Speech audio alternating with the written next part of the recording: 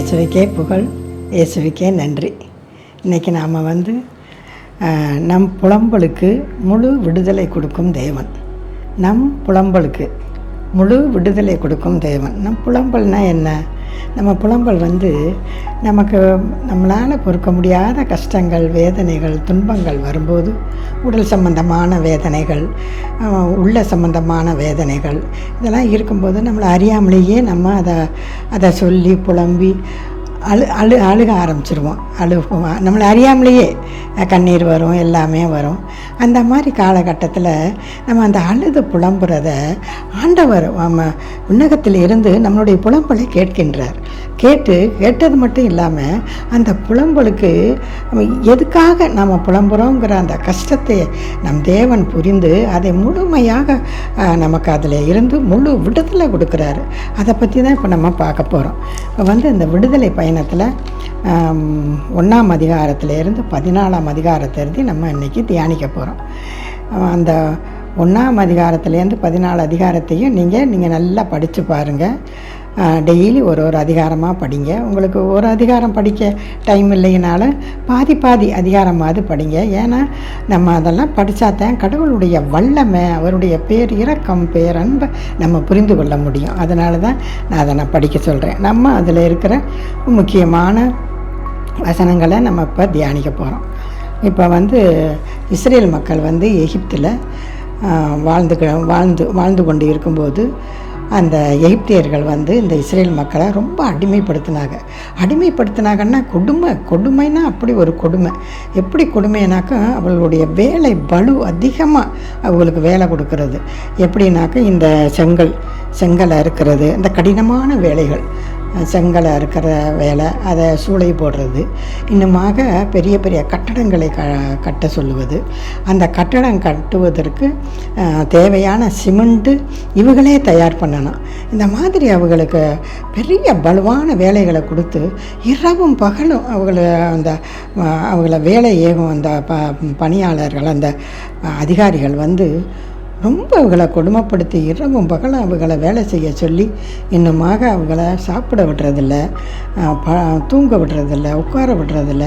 இந்த மாதிரி ரொம்ப கொடுமைப்படுத்தவும் இந்த மக்கள் பாருங்கள் ஒரே தான் அழுக ஆரம்பிச்சிட்டாங்க. ஆண்டவரே, இந்த கொடுமையிலிருந்து எங்களை, இந்த அடிமைத்தனத்திலிருந்து எங்களை காப்பாற்றணுமேனு சொல்லிட்டு அழுக ஆரம்பிச்சிடுறாங்க. அதை இப்போ நம்ம பார்ப்போம். 2ஆம் அதிகாரத்தில் 23 நல்லா கவனிங்க. இஸ்ரேல் மக்களோ அடிமைத்தனத்தால் அழுது புலம்பினர். அடிமைத்தனத்தால் ஏற்பட்ட அவர்களது முறையீடு கடவுளை நோக்கி எழும்பிற்று. அவர்களது புலம்பலை கடவுள் கேட்டார். ஆபிரகாமுடனும் ஈசாக்குடனும் யாக்கோப்புடனும் தாம் செய்திருந்த உடன்படிக்கையை நினைவு கூர்ந்தார். கடவுள் இஸ்ரேல் மக்களை கண்ணோக்கினார். அவர்களது நிலைமைகளையும் கடவுள் அறிந்து கொண்டார். அவங்க எந்த நிலைமையில் இருக்கிறாங்க அப்படிங்கிறத எல்லாத்தையுமே ஆண்டவர் புரிந்து கொண்டார். உடனே அவர் என்ன செய்கிறாரு? மோசேயை தேர்ந்தெடுக்கிறார். மோசே வழியாக அந்த எகிப்திலேருந்து அந்த மக்களை கூட்டிக்கிட்டு வரணும் அப்படின்னு சொல்லிட்டு அவர் மோசேயை தேர்ந்தெடுக்கும்போது அவர் சொல்கிறாரு, நீ போய் உடனே பார்வோன் அரசரிடம் போய் இந்த மக்கள், இஸ்ரேல் மக்கள் கடவுளாகிய ஆண்டவரை வழிபடுவதற்கு அவங்க 3 நாள் இந்த பாலைவனத்தில் அனுப்பணும். அவங்க அந்த கடவுளுக்கு அவங்க வழிபாடு செலுத்தணும் அப்படின்னு சொல்லி நீங்கள் போய் சொல்லுங்கன்னு இவர் போய் சொல்கிறாரு. அந்த அரசர் அது யார் அந்த கடவுள்? அதையெல்லாம் எனக்கு கடவுளும் தெரியாது, எதுவும் தெரியாது. அவர் பாருங்கள், அதற்கு அந்த அரசர் சொல்கிறத இப்போ நம்ம பார்ப்போம். 5ஆம் அதிகாரம் 2. அதற்கு பார்வோன், யார் அந்த ஆண்டவர்? அவரது பேச்சை கேட்டு இஸ்ரேலை நான் ஏன் அனுப்ப வேண்டும்? நான் அந்த ஆண்டவரை நான் அறியேன். இஸ்ரேலரை நான் போக விடவே மாட்டேன் அப்படின்னு சொல்லி அவர் அழுத்தமாக பேசுகிறாரு. அப்போ உடனே ஆண்டவர் சொல்கிறாரு, மோசையை சொல்லுவார், ஆண்டவரே, நாவற்றவன், எனக்கு வாய் பேச வராது, ரொம்ப திக்குவேன், என்னைய வச்சு இந்த மக்களை இந்த மாதிரி இந்த பார்வோன் அரசன்ட்ட அனுப்பிச்சு இதெல்லாம் பேச சொல்கிறீங்களே அப்படின்னு அவர் சொல்லுவார். அப்போ ஆண்டவர் சொல்கிறாரு மோசேக்கிட்ட, நான் உன்னோடு இருப்பேங்கிறாரு. பெரிய ஆசீர்வாதத்தை கொடுக்குறாரு. உன்னோடு இருப்பேன், உன் ஞாபகமும் இருப்பேன், நீ என்ன பேசணுமோ அதை நானே பேசுவேன் அப்படிங்கிறார். இன்னுமாக உன் சகோதரர் ஆரோனை உனக்கு நான் துணையாக அனுப்புவேன் அப்படிங்கிறார். இந்த மாதிரி இவங்களை தேர்ந்தெடுக்கும்போது மோசேக்கு 80 வயசு, அவங்க அந்த சகோதரர் ஆரோனுக்கு 83 வயசு. பாருங்கள், ஆண்டவருடைய செயல்களை செய்வதற்கு நமக்கு வயசு வரம்பெல்லாம் கிடையாது. எப்போனாலும் நம்ம ஆண்டவருக்கு நம்ம பணிபுரிய தயாராக இருக்கணும். இந்த மாதிரி காலகட்டத்தில் ஆண்டவர் சொல்கிறாரு, இந்த பார்வோன் அரசன் எப்போதுமே அது இணங்க மாட்டான். அந்த மக்களே அது ஒரு மாதிரி கொஞ்சம் திமிர் பிடிச்சவங்க.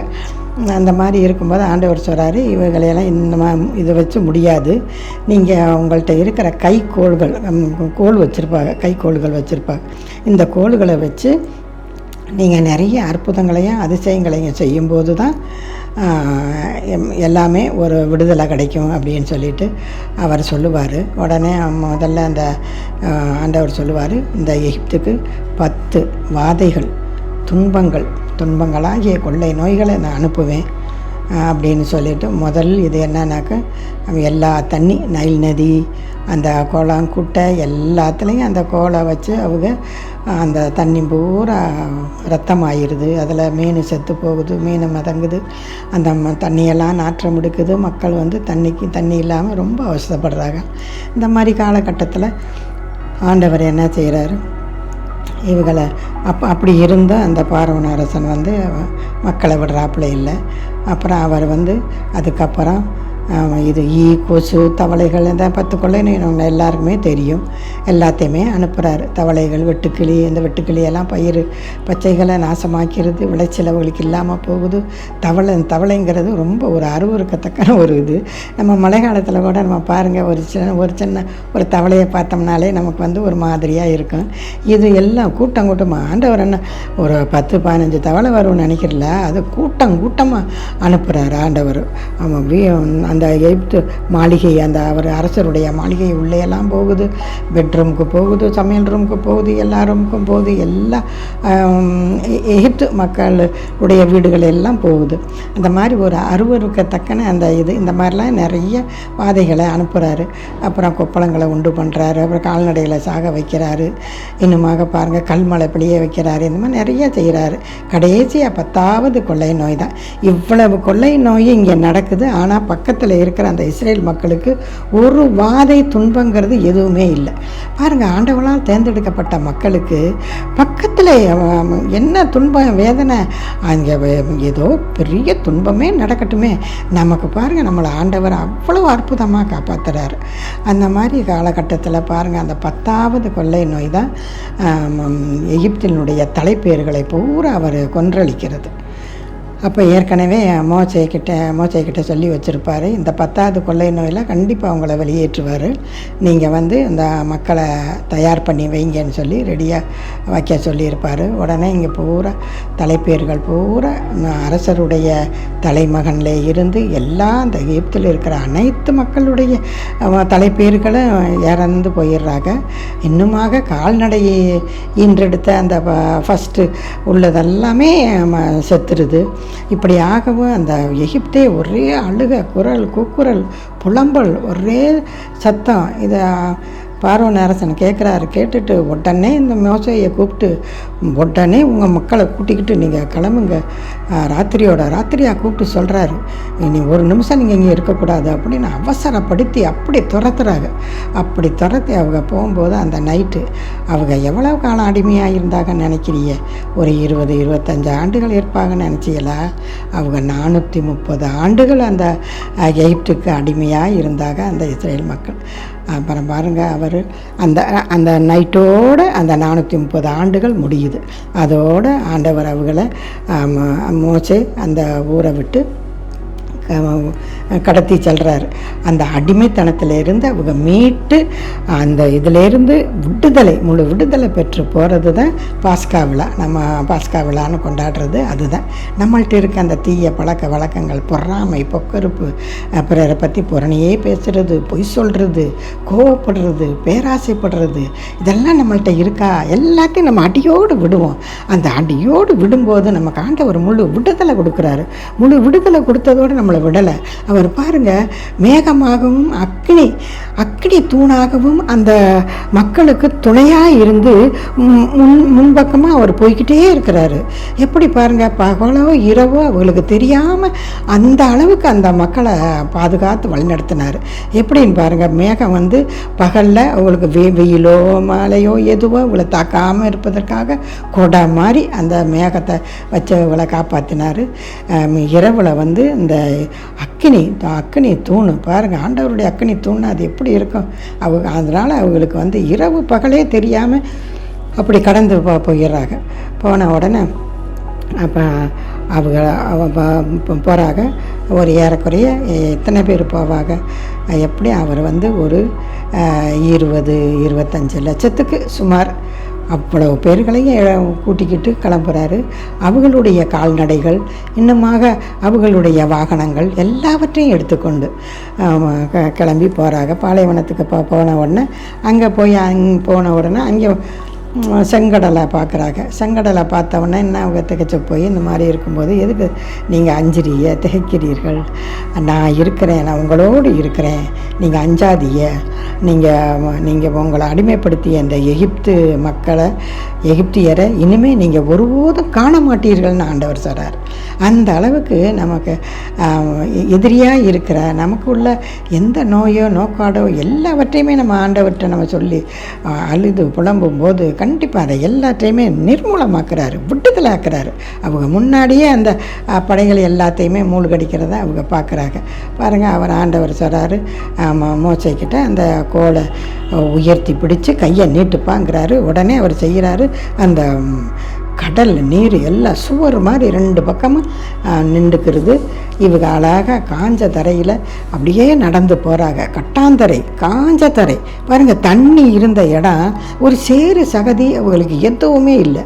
அவ்வளோ அழகாக நடந்து போகிறாங்க. இவங்க நடந்து போய்கிட்டே இருக்கும்போது இங்கே பார்வோன் அரசனுக்கு வந்து அவருடைய மனசை கடினப்படுத்தி இந்த மக்களையும் விட்டுட்டோமே, இவங்களால தான் அவங்க முன்னுக்கு வந்தது, இப்போ ஏற்பட்ட மக்களை விட்டுட்டோமேன்ட்டு அவங்க எல்லாம் புறப்பட்டு வர்றாங்க. அந்த ஊரில் அந்த நாட்டில் இருந்த 600 தேர்கள், பெரிய பெரிய தேர்கள், மன்னர்கள் வச்சுருக்கிற சின்ன சின்ன தேர்கள், பெரிய பெரிய படை வீரர்கள் எல்லாரும் துரத்திக்கிட்டு வராங்க இவளை திரும்பி கூட்டிக்கிட்டு போகணுன்ட்டு. அப்படி அவங்க வந்துக்கிட்டு இருக்கும்போது நல்லா அந்த கடலுக்கு நல்லா வந்துட்டாங்க. கடலை வந்தவுடனே இந்த இஸ்ரேல் மக்கள் ஃபுல்லாக அதை கடக்கிறதுக்கும் கரெக்டாக இருந்தது. உடனே ஆண்டவர் வந்து அந்த கையை நீட்டுப்பாங்கிறாரு. நீட்டின உடனேயே அந்த கடல் தண்ணி அப்படியே சமமாகுது. அவங்க எல்லாமே அப்படியே மூழ்கி போகிறாங்க. அந்த மக்கள் முன்பாக அந்த பாருங்கள், நீங்கள் அந்த எகிப்தியரை காண மாட்டீர்கள் என்று சொன்ன அந்த வாக்கு பாருங்கள், அந்த வாக்கு அப்படியே அவங்க முன்னாடியே அவங்க எல்லாம் இறந்து போகிறாங்க. இதே போல தான் ஆண்டவர் நம்ம நம்பிக்கையோடு அந்த மாதிரி நமக்கு நெருப்பாகவும் அக்கினியாகவும் மேகமாகவும் நம்மளை வழிநடத்தும் பரிசுத்த தேவனை நம்ம பற்றி கொள்வோம், அவரோடு நடப்போம். அவர் பாருங்கள், நம்மளை கட்டாந்தரையில் நடக்க வைக்கிறார். கடல் போல் துன்பங்கள் வரட்டுமே, வேதனைகள் வரட்டுமே, நம்மளை தாங்க முடியலன்னு நம்ம நினைக்கிறோமா? கண்டிப்பாக அவர் நமக்குன்னு ஒரு பாதை வச்சுருப்பார், நமக்குன்னு ஒரு வழி வச்சுருக்கிறாரு. அந்த வழியில் நம்மளை இட்டு செல்வார். நம்ம அந்த அந்த அந்த நம்பிக்கை நமக்கு வேணும். அந்த ஆண்டவருக்குள்ளே இருக்கிற நம்பிக்கையை தான் அந்த ஆண்டவர் கேட்குறாரு. இன்னமாக பாருங்கள், அந்த மாதிரி இந்த லூக்கா 7ஆம் அதிகாரம் 11-17 இங்கே வந்து இயேசு கப்பர்நாமில் இருந்து 25 கிலோமீட்டர் தொலைவில் இருக்கிற நயின் ஊருக்கு வராரு. நயின் ஊருக்கு வரும்போது அந்த வாயிலில் நுழையும் போது நல்லா கவனிங்க. லூக்கா எல்லாமே நம்ம படிக்கிறோம், 11-17 அவர் அவ்வூர் வாயிலை நெருங்கி வந்தபோது இறந்த ஒருவரை சிலர் தூக்கி வந்தனர். நல்லா கவனிங்க. தாய்க்கு அவர் ஒரே மகன். அத்தாயோ கைம்பெண். அவ்வூரைச் சேர்ந்த பெருந்திரளான மக்களும் அவரோடு இருந்தனர். அவரை கண்ட ஆண்டவர் அவர் மீது பரிவு கொண்டு, நல்லா பாருங்கள், அந்த அம்மா முதல்ல கைம்பெண்ணாக்க கணவனை இழந்து அந்த துக்கத்தில் அந்த அம்மா இருக்கும்போது இன்னமாக பாருங்கள், அந்த பையன், அந்த ஒரே பையன், அதுதான் அந்த அம்மாவுக்கு ஆதரவு. அந்த பையனை இறந்த உடனே அந்த அம்மாவுக்கு ஒரே ரொம்ப கவலையாகிடுது. ரொம்ப அழுது கத்துது, புலம்புது. அந்த புலம்புல ஆண்டவரை அந்த ஊருக்கு நுழைஞ்ச உடனேயே அந்த அம்மாவுடைய புலம்புல ஆண்டவர் கேட்குறாரு. அந்த புலம்பின் அர்த்தங்களே அவர் உணர்றாரு. பாருங்கள், அது எப்படின்னாக்க இந்த யூதர்கள், அந்த பரிசேயர்களும் வரித்தண்டுவர்களும் ரொம்ப அந்த மாதிரி கைம்பெண்களை ரொம்ப கொடுமைப்படுத்துவாங்க. எப்படின்னாக்கா யாருமே இல்லாமல், கணவனும் இல்லை, ஒரு பையனும் இல்லைனாக்கா இவர்களை வரி செலுத்த முடியாது. இதனால் வீட்டில் இருக்கிற பொருட்களை எல்லாம் முதல்ல எடுத்துக்கிட்டு போயிடுவாங்க. அடுத்து பாருங்கள், அந்த வீட்டையும் எடுத்துக்கிட்டு அவங்கள அந்த வீட்டை விட்டு துரத்தி விட்டுருவாங்க. பெயர்பட்ட கொடுமையில் அவங்க வாழணும். அந்த மாதிரி அந்த அம்மா அதெல்லாம் நினச்சி ரொம்ப அழுக்கு போது இந்த கொடுமையெல்லாம் நம்ம ஆண்டவராகிய இயேசுவுக்கு தெரியும். இதனால் அவர் அந்த அழுகையிலேயே அந்த அர்த்தங்களை புரிந்து அவர் வர்றாரு. அந்த அம்மா கிட்ட, அம்மா நீங்கள் அழாதீர் அப்படின்னுட்டு ஆண்டவர் சொல்கிறாரு. பாருங்கள், அவர் மீது பரிவு கொண்டு, பரிவுனாக்க அந்த அம்மாவுடைய துன்பங்கள் அனைத்தையும் தனது துன்பமாக ஏற்றுக்கிட்டு அவர் சொல்கிறார். அந்த அம்மாவை பார்த்து அழாதீர் என்றார். அந்த ஒரே ஆசீர்வாதம் தான். பாருங்கள், அழாதீர்னால அதில் நிறைய அர்த்தங்களும் நிறைய ஆசீர்வாதங்களும் இருக்குது. நம்மளுடைய கவலைகள், கஷ்டங்கள், துன்பங்கள் எல்லாத்தையும் நீக்கிறாரு. நோய் நொடி எல்லாவற்றையும் நீக்கிறாரு. அழாதீர், அந்த ஒரு ஆசீர்வாதத்தை நம்ம எல்லாருக்கும் ஆண்டவர் நமக்கு தரணும். அந்த மாதிரி அழாதீர்னு என்று சொல்லிட்டு அவர் என்ன செய்கிறாரு, அருகில் சென்று பாடையை தொட்டார். அதை தூக்கி சென்றவர்கள் நின்றார்கள். அப்போது அவர், இளைஞனே, நான் உனக்கு சொல்லுகிறேன். இங்கேயும் பாருங்கள், ஒரு வார்த்தை தான் சொல்கிறாரு. அவர் அந்த மகன் இறந்து அங்கே அடக்கம் பண்ண போகிறாங்க. எல்லாம் செத்த உடம்பு, நல்லா கவனிங்க. அப்படி இருக்கும்போது அவர் ஒரே ஒரு வார்த்தை சொல்கிறார். உயிருள்ள வார்த்தை, உயிரை கொடுக்கும் வார்த்தை, உண்மையான வார்த்தை, உயிரை கொடுக்கும் வார்த்தை. இந்த வார்த்தை நல்லா கவனிங்க. அவர் ஒரே ஒரு வார்த்தை தான் சொல்கிறாரு. என்ன சொல்கிறாரு, எழுந்திடு என்றார். எழுந்திடு என்று சொன்ன உடனேயே இறந்தவர் எழுந்து உட்கார்ந்து பேசத் தொடங்கினார். பாருங்க, எவ்வளவு பெரிய அதிசயம். எல்லா உறுப்புகளும் செத்து கடந்த அந்த அவர் அந்த செவியில் இவருடைய அந்த எழுந்திடுன்னு சொன்ன அந்த உயிருள்ள வார்த்தை உள்ளே போன உடனேயே எல்லா உறுப்புகளுக்கும் புத்துயிர் கொடுத்து அது உடனே அவர் எழுந்து உட்கார்ந்து ஒரு சாதாரண மனுஷன் பேசிக்கிட்டு இருக்கிற மாதிரி பேசிக்கிட்டு இருக்கிறாரு. பாருங்கள், எவ்வளோ ஒரு அதிசயமோ அற்புதமோ நம்ம ஆண்டவராகிய இயேசு எப்படி செய்கிறாரு பாருங்கள்.